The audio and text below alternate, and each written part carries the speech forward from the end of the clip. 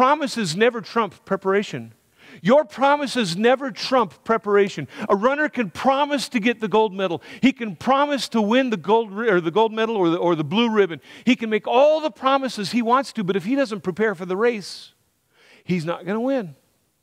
Students, you can tell your mom and dad, I promise I'll get A's. I promise. You put your hand on the textbook, you know the whole thing, I promise to get straight A's. If there's no preparation, it doesn't make any difference. You can't promise your way through that whole situation. I could tell you next week, I'm going to preach to you in Mandarin Chinese. Why was that funny? That wasn't even meant to be funny. Because you just know it's an impossibility.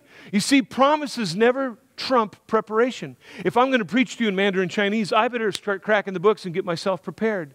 The same thing holds true in marital situations. You can make all the promises that you want to at the front of the church, in front of all of your friends, and in front of the pastor. And then you make these promises, and you're all googly-eyed, you got sweaty hands holding on there, and the pastor says, repeat after me, and then you go through the whole oath thing, and you probably don't even remember your oath, all right? You just don't even remember. You just remember looking into her eyes and his eyes and the whole thing, and it was a great celebration that day. Food, cake, presents, money, honeymoon, it was all great. And then you get about 2 weeks into the marriage, 3, 4, maybe 6 months into the marriage, and you go, this is hard. Like, this is nothing like our wedding day. This is hard.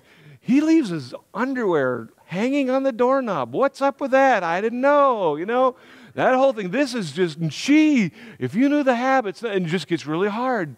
And so you start to discover real life. Now, you plan to make all those promises, but you can't fulfill the promises because you didn't work on preparing for that day. You can't promise your way past lack of preparation. You can't promise your way through lack of preparation. Just because you say I do doesn't mean that you're able to. Just because you say I do doesn't mean that you will do, And every Saturday people make these promises, and then the married couples, somewhere there's a bump in the marriage, there's a bump in the relationship, and then there's the shaking of the fingers. You promised at the altar. You said that you would, and you made all of these promises. Well, I don't remember making those promises. I was just thinking about how good you looked in the dress and the honeymoon afterwards. That's all I was thinking about, And so that's where the whole thing begins in problems. And we fall in love, and we think when we fall in love, we can do anything, and love conquers all. And then the only people laughing are married people, by the way. Okay? All right. How many know that love is just blind? I don't need to prepare. We're in love, right? We've got chemistry. We talked about the whole chemistry experiments of the first week. We got chemistry. We're in love, and we don't have any problems. We don't need to prepare. We're prepared. We got love, and if you got love, you can do anything. You can make, it'll just all work out. And then the time to work on preparing for your marriage is not after you're married. It's while you're still single. So I'm going to share some things with single people today. And married people, you can either listen or you can check your Facebook status. It's really up to you, or you can tweet the message. I don't care. It doesn't matter. But here's what I want you to know. If you yourself, if single people, just look at students, I don't care, students, high school students, single people, if you are working today on preparing yourself for marriage, it will set you up to be looking for somebody else who's also preparing themselves to get prepared for marriage. Because it just trains your mindset. You're not going to marry Mr. Bozo. It doesn't matter how good he looks. If you're not preparing for me because I'm valuable and I'm worth it, and if you want me, you're going to prepare yourself for me. If you're not preparing yourself for me, then shove off. There's another guy better than you waiting for me. All the girls said, thank you. All right. Boy, the girls have low voices. It's amazing. All right, so here's where we're going to go. We're going to look at a couple of passages from Proverbs, so practical when it comes to relationship. Not just marital relationships, but all relationships and really in all facets of life. So Proverbs chapter 14, verse number 8, here's how it reads in the New Living Translation. The prudent, and I'll explain prudent in just a moment, but the prudent understand where they're going. All right, but fools deceive themselves. Now, I understand prudent is probably a word that you have not used in your vocabulary. I would dare say that if you're a sophomore in high school, you didn't walk down this hallway and say, have you been prudent and prepared for that exam? I bet you just didn't talk about that. But here's what it means to be prudent. Prudent people are people who just understand that all the dots in life are connected.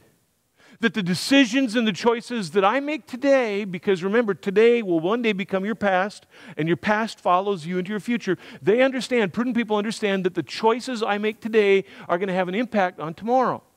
They understand that the way I eat today has an impact on how I live tomorrow. They understand that how I have relationships today and what I do in relationships today, somewhere is going to manifest, it's going to be fulfilled, it's going to have an effect later on in the future. They understand that how I deal with finances today, that all the dots of life are connected, and how I manage finances today is going to make an impact on how I live tomorrow. Prudent people understand that. And so prudent people take the proper steps, the proper measures to get to where they want to go. They know, prudent people just know, since all the dots of life are connected, if I want to get there, I have to start in this direction doing these things to get there. Fools, however, are people who probably know the same information that prudent people do. They just don't care because it'll work out different for me. It'll just be all different for me. In fact, this relationship is different for me. Mom and Dad, you don't know him like I know him. And yeah, that happened to you. And I know you had this experience. And thanks for the talk, Mom and Dad. And I know that you had a bad experience. And Mom and Dad and the whole thing. And just with the relationships and it all crumbled in second, third marriage. No, but it's different this time. It's different. It's just totally different. And you know why it's different? Because love is blind, all right? That's just why it seems all different. The fool they deceive themselves thinking, you know what? It doesn't matter. I can do the same thing as you, but it'll turn out different because it's a different situation than your situation. And even though they're doing the same things, they just expect different results. And that's the fool. That's the fool. Now, that applies not just to relationships. That's just everything that we go through in life. He goes on to say in verse number 15, same chapter, verse 15, I love this. Only simpletons. Now, you probably haven't called anybody a simpleton. Well, maybe you called your brother a simpleton. But only simpletons believe everything that they're told. But the prudent, here's that word again, the prudent carefully consider their steps. Now, here's what I love about this. You fall in love. When you fall in love, I mean, like when we're together, single people, just hear me out. There's chemistry, right? There's this twitterpation, your heart starts to palpitate, and you just get all excited, and a little flushed in the face, a little red, and because there's chemistry. And when there's chemistry and you're all in love, it's all going to work out. And you know what? Love is blind, and it really doesn't matter about their past and who they are now and what they become. Because you know what? Here's the amazing thing. I know that God was invited. I've been praying that God would bring me him. I've been praying for him. I've been praying. And you know what? You never guess what happened. He walked in, and right when he walked in, guess what song was playing? My favorite song. Well, it turns out it was his favorite song. And we started to talk, and guess what? We've got the same initials. I know it was God. It was just amazing, It was just an incredible thing. And so all of a sudden, you're just convinced that God brought you guys together. And every time he pulls up in his car, that song is on the radio. And did I mention his initials are my initials? And in fact, they're the same initials of his make of car. It's just an amazing thing. I mean, we just start connecting all the dots and thinking this is a God thing because love is so blind. And then we start to have problems. We start to have all these problems. And we're thinking, you know what? But I can change him. I can change him. I can change her. I can change him and I can change her. And the prudent says, no, because the reason I need to change you is because, well, yeah, you got a past. We've got great chemistry. Oh, when we're together, man, never in the history of love has there been love like our love. Now, I know he's got a record and I know there's a warrant for his arrest. All right. Okay. But we love. Okay? And I know that she's got a history, and I know there's this thing with her mama, and I know all about all of these things in her past, and coincidentally, there's a warrant for her arrest too. I mean, it's just fate, and this is great. But you know what? We can change that. We'll change that when we get married. It'll all change when we get married. It'll get better when we get married. And the prudent person says, wait. You got a past? Gambling? Pornography? Indebtedness, lying, trouble with the law, list goes on and on and on. Let's talk about that past before we talk anything about a future. Because, see, the prudent person understands steps. They understand if I start taking a step in a direction in this relationship with this person right now, it's going to take me someplace I never intended to go and I don't want to go. And so people try to explain away bad behavior all the time because love is blind.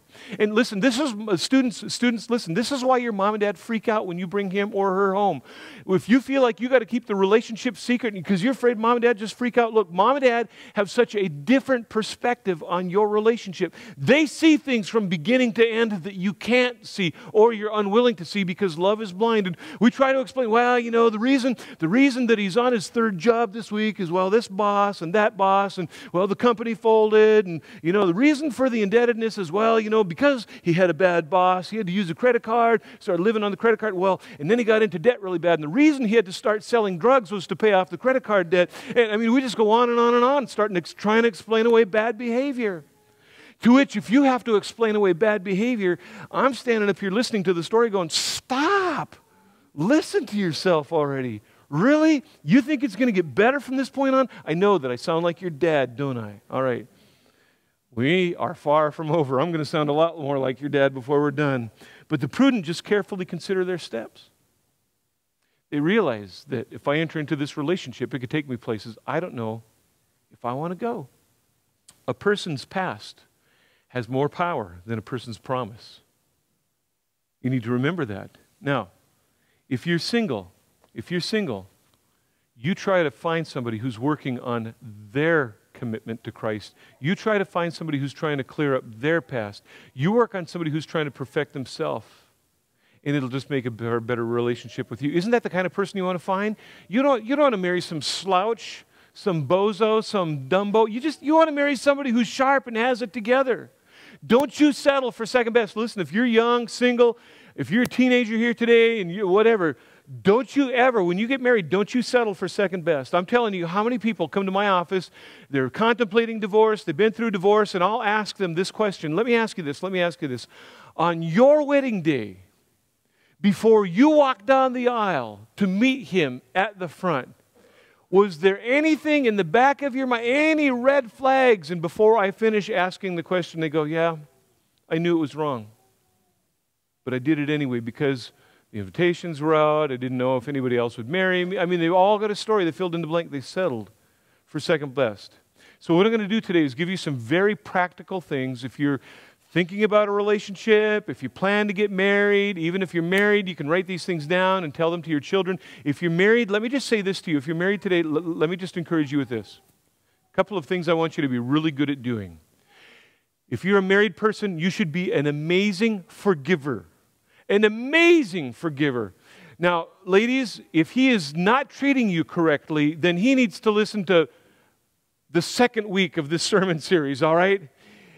You need to protect yourself. But I'm just telling you, in any normal marriage, you need to be an amazing forgiver, giving them the benefit of the doubt, filled with grace for the other person, because that's how you want them to treat you. That when you are performing well and things are going really, really well in your marriage, stand off to the side and just applaud them and say, great job. I am so fortunate to be married to you. Okay? Now, that's all the advice I have for married people. Single people, I'll talk to you now. Married people, if you want to go get coffee, go home, go out to lunch, that's fine. So the rest of this is just for single people. But married people, you can listen to this. Single people, you can listen to this if you want to. Number one, let me give you some practical advice here. You'd expect to hear this from a pastor or a dad. Number one, resolve your unresolved childhood issues. Did I just hear all the married people go, amen, or something? I don't know what they said. I just heard a bunch of married people. Listen, resolve your unresolved childhood issues. Here's the reason why. Because if you don't, you're going to be so many months into your marriage, and he or she is going to say something, and there's going to be conflict, and you're going to wonder, where in the world did that come from? In fact, let me show you something that sometimes I show married people if you come to my office and we talk a little bit. Here's the reason why. Here's the reason why you need to resolve unresolved. I'm going to show you a diagram. This is a secret diagram. Don't tell anybody about this diagram, okay? What happens in this church? I want to see if you're here. All right, diagram's right here. There's you, and then there's your parent, and there's all this drama in between you and your parent. I love saying it, there's drama with you and your mama, all right? There's just something going on. You say, there's no drama. I sent her a Mother's Day card. Well, when's the last time you talked to her? 87, all right? You know, there's drama, there's something that's gone on, and I see this all the time. People come into my office, and there's problems, and there's difficulties, and here's what happens. Next slide. If you don't resolve those things, guess who takes the brunt of your problems with your mama? Your spouse does. And they're wondering, why all of a sudden, why is she so angry? Why is he so angry? I didn't see this when we were dating. And he's going, why doesn't she just get it? And she's saying, why doesn't he just get it? And then problems start to arise in the marriage. And then you come to my office and I start asking you questions. What seems to be the problems in the marriage? She never talks. He never talks. She always does this. He never does this. And we start kind of going around the whole thing and trying to narrow it down. And then I'll ask you, well, tell me about your relationship with your mom. Tell me about your relationship with your dad. You know, I don't know, whatever kind of thing's going on, you know? And then suddenly the other spouse is going, yes, finally somebody has discovered this and they're talking about it, you know? And if there's unresolved issues with your mama, you're going to bring it out into your marriage. You'll start taking it out on your spouse. You'll say one thing, I mean, it's just so many months of the marriage, and you'll say something just really innocent like, hey, can we leave a few minutes early to the whatever? And then all of a sudden, boom, there's World War III in the house and an explosion and a fight. And you go, where did that come from?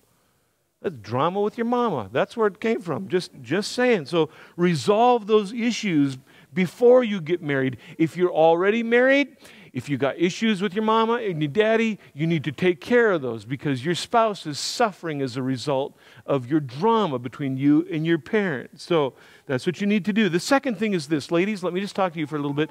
Ladies, just hear me out on this, right? Don't dress like a commodity and don't put up with being treated like one. Now, we talked a lot about this in week number 2 of the series. Ladies, let me just talk to you for a little bit here, okay? This can be kind of a sensitive, tender subject. So let me just say, ladies, don't go fishing for men with your bodies, okay? Here's the reason why. If I don't know a lot about fishing or anything like that, but fishermen, just bear with me. I'll show my ignorance to you in just a moment, all right? When you bait a hook, what determines how you bait the hook? It depends on what you want to catch, right? You bait the hook differently for different kinds of fish. Now, look, ladies, if you're trying to hook a man, you're trying to bait a man, you're trying to catch a man with your body, guess what kind of guy you're going to catch? A bottom troller. I'm just saying, all right? He's going to be the guy just going for the catfish at the bottom of the creek, all right? And if you have to bait him with your body and he treats you like a piece of meat before you're married, guess how he's going to treat you after you're married? The same way.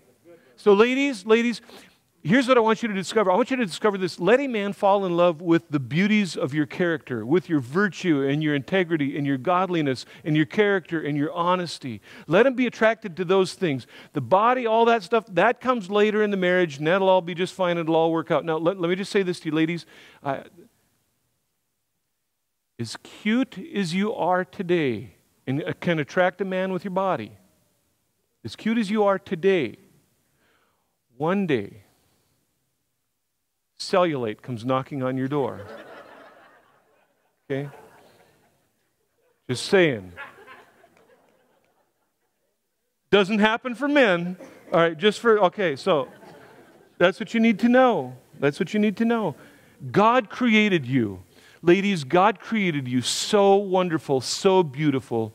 Don't just be willing to give that away to anybody, because here's what's going to happen if you do.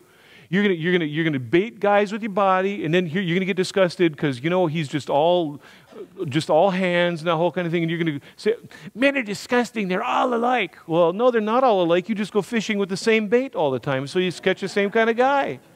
All right? Enough on that. Let's move on. Next thing, work on your debt.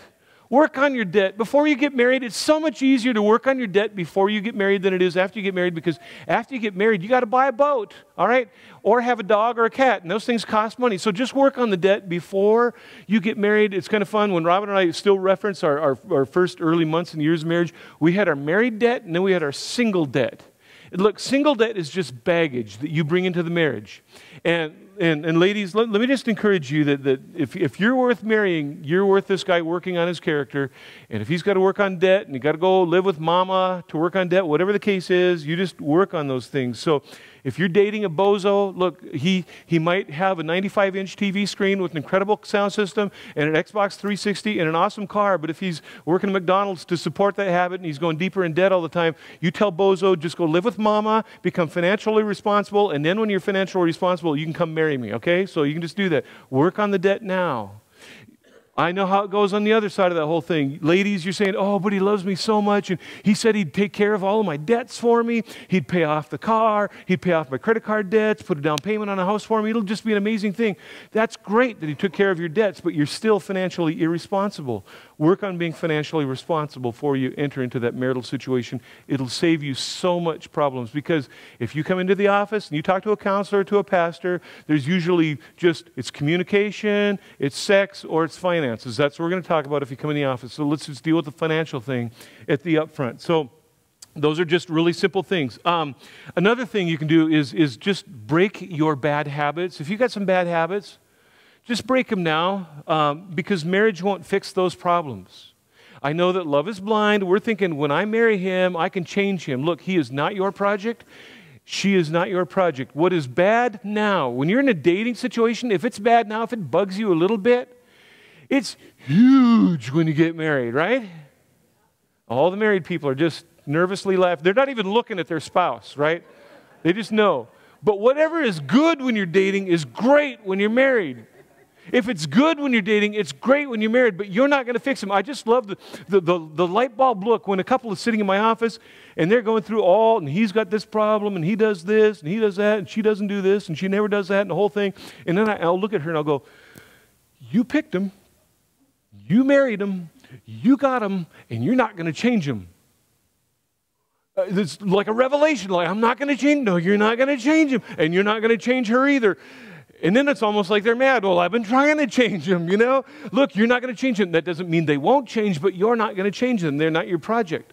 So you need to deal with the bad habits now. Look, if he's got a porn problem now, it's not going to get fixed when he gets married. Marriage doesn't fix porn problems. If you got an indebtedness problem now and you got 5 credit cards, 10 credit cards, 7 credit cards, and they're all maxed out now, marriage doesn't fix that. If you've got a gambling addiction, it doesn't get fixed when you get married. None of those problems get repaired when you get married. You need to deal with them before you enter into that marital relationship.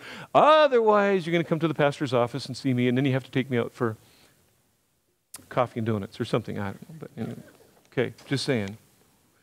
All right. Just remember, they're not a project. The next thing you'd expect a pastor to say, and that is this: just put off the physical before marriage. Put off the physical before marriage. There's something in the Bible about just not lighting that fire or that passion before it's time, and you just don't need to go there. You just need to walk away from those situations, because when you enter into a marriage relationship, you want to enter in without any regrets. You just want to go in with a clear conscience and a free mind. And along with that is the next one. Avoid living together. Avoid living together. Now, look, if you're already living together, I'm going to probably make some of you mad. And look, I'm just going to tell you what statistics say. And I know the whole thing on stats. Stats only work for people who want to use them to defend their position, right? But there's just a load of information out there that says statistically, a couple that lives together before marriage is 8 times more likely to divorce. That's what stats say. Now here's where I'm at on the whole living together thing. Here's why I care about your heart. In fact, we started with this verse a month ago, as we started with Proverbs 4:23. Guard your heart above all else, because everything about life flows from there. So I want to guard your heart from pain and anguish. When it comes to living together, I'm telling you how a man and a woman approach living together is so completely different. And I want to spare you that kind of pain, because here's what a woman is thinking. If we move in together and we live together, this is a step closer towards marriage. She's thinking long term. She's thinking relationship. She's thinking children. She's thinking family. She's thinking about security, because she wants that kind of security. She is moving towards a long-term relationship. The guy, on the other hand, the guy is thinking, let's just check this whole thing out and see how it works before we get married, if I want to get married. It's 2 totally different approaches. And guys, let me just tell you, and I know I'm going to make some of you angry and upset, and you probably won't come back to church, but I love you enough to have to say this. Guys, the thing that bothers me the most about just living together is you get to enjoy all the benefits of marriage without any of the commitment or obligation. You can step out, walk out, and just leave any old time that you want to. And that's not what she's looking for. She's looking for security. And I'm telling you, if she's good enough to live with, she's good enough to marry. All right? Is she good enough to live with? She's good enough to marry. All right? If you have no intentions of marrying her, just walk away right now and spare her the extra pain and anguish of just dragging this whole thing on. Because she's thinking long term. He's just going, hey, I just love the chemistry living together. All right? So I'm just you'd expect to hear that from your dad or from a pastor. So I'm just saying it. I'm just saying it, all right? Now, let me talk to non-Christians today. I don't know where you are in a relationship with Christ, and we can use the term Christians, believers, followers of Christ. So if you're not a follower of Jesus, you're not a Christian today, let me just talk to you for a little bit. Here's the next clear point I want to put up before you. If you have no intentions of becoming a Christian, don't marry one. Okay? Here's why. Here's why. Because this is a covert operation. You don't know this. The reason that he or she is going to marry you is because they plan to change you, right? You don't know this, but they know this. It's a secret plan. I know how to make them a Christian. And here's what's going to happen. When you get married, they're going to expect you to change. They're going to expect you to come to church with them on Sunday morning. They're going to expect you to lead the family in prayer. They're going to expect you to open your Bible and read it. And then if that isn't uncomfortable enough for you, when children come along, they're going to expect you to come along with her or him to the church and stand before the church on Child Dedication Sunday and stand there and look or act or pretend like you're a Christian while we dedicate ourselves and our children to the Lord. And so if you have no intentions of doing any of that, just break it off right now, okay? Just break it off. So just want to give you a heads up on that. If you're not a Christian and you're dating a Christian, just break up because they're going to expect you to become a Christian, all right? And then the last point I want to give you, you'd expect this to come from your pastor. Get involved in your local church. Single people, listen to me. Get involved in your local church. Here's why. Here's why. This is an amazing thing. What better place is there to find somebody but in a church? I mean, this is a safe environment. And the incredible thing is you can see how he or she interacts in a gathering of people. You can see how they respond to God in his presence. And there's no country western music playing. I'm just telling you, we play great music here. You wouldn't want to find somebody in a location that plays country western music. That's just ew, right? Ew. And it's all dark and everything in there, and you don't know your way around that whole. You don't want to find somebody because you don't know how safe that is, all right? At least here it's daylight, and you can see what he drives. It's in the parking lot in daylight. If it's at a tavern, it's in the dark. It might be a Volkswagen Bug. You don't know, all right? So just saying, this is a safe environment to try to find somebody. Here's the incredible thing. When you start dating somebody, and it's great to date them in a group setting, here's why. Here's why. Because he can be so nice to you when it's just the two of you. But when we're together with a group of people and friends, he's a jerk, and he treats me like garbage. Well, if he does that when you're dating, be prudent. Guess how he's going to treat you after you get married? The same way. This is a great place to find somebody. Moms and dads, husbands, wives, let me just tell you, same thing. This is a great place to interact with people and just to get to know one another. It's a safe environment. If you're already married, this is a great place to get connected and plugged in because it's a safe environment. Now, that's as deep as it goes today. So here's what we're going to do when we end. We're going to pray. I want to pray for you. I want you to have the most sensational marriage and relationship that is so boring that it never makes TV. I just want it to be an amazing relationship that there's no drama, that you've worked on these things. If you're single, you're working on these things right now. That if you're single, that you value yourself enough that you would not settle for just whoever comes along or because the momentum is already moving that direction. You're not just going to settle for somebody because you're worth too much to do that. You're worth too much to endure the pain of going through a separation and a divorce and all the things that go along with that. You're worth too much to do that. Your body, ladies, men, listen to me, your body is worth too much to the Creator and to the God to just give it away to anybody. Your heart has more value than you know and understand. Give it to the Lord and see what God does with that heart.